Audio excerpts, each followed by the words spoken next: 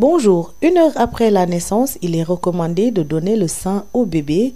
Si toutefois l'enfant ne reçoit pas le lait maternel à cet instant, ça peut lui causer l'hypoglycémie, ce qui peut entraîner la mort du bébé et aussi la lactation chez la mère. Écoutons le docteur Daouda Diamandour, un pédiatre néonatologiste. Ce qu'on recommande, ce que dit l'OMS, ce qu'on dit les études, c'est qu'il faut donner le sein au bébé dans l'heure qui suit la naissance. Quand on tarde à donner ce lait maternel-là, ça peut créer ce qu'on appelle des hypoglycémies, c'est-à-dire un manque de sucre dans le sang qui peut être délétère pour l'enfant, qui peut avoir des conséquences qui peuvent aller jusqu'au décès. Et la deuxième chose, c'est que quand on tarde à donner le sein au nouveau-né, ça va retarder la mise en route de la lactation et donc retarder la production du lait par la maman.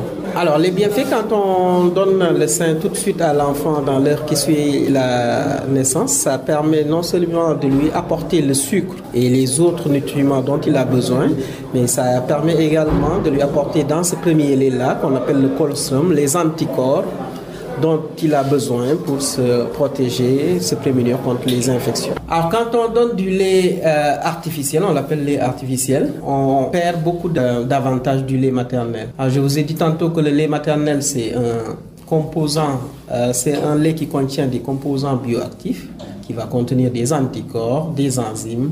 Et donc, on n'a pas tout ça dans les laits artificiels. Et la deuxième chose, c'est que donner le sein à son enfant, ça crée des liens entre la mère et l'enfant, et ces liens-là sont fondamentaux pour le devenir de l'enfant ultérieurement. Merci de nous avoir suivis. Rendez-vous est pris pour un nouveau numéro.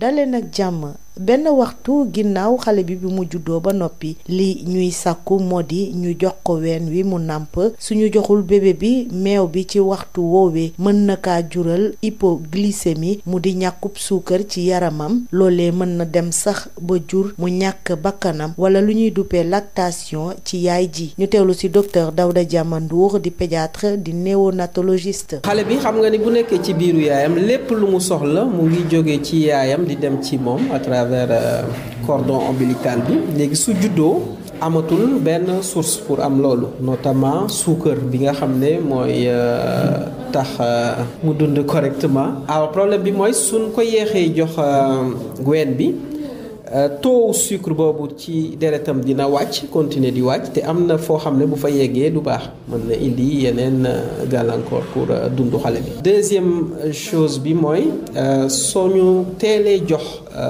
xale bi weenu yaayam OMS mooy Organisation mondiale de la santé nee na ñu jox xale yi seen weenu yaay bala muy bu ñu juddoo bala ñuy am benn waxtu ci dund loolu dina tax production meew bu yaay ji mën a nekk en route et puis mu yaay ji mën a am production bu baax ba nga xam ne ci ginnaaw dina am meew bu doy bu mën a dundal doomam. am na ngëneel yu leer yoo xam ne day baax ci xale bi baax ci yaay ji aussi.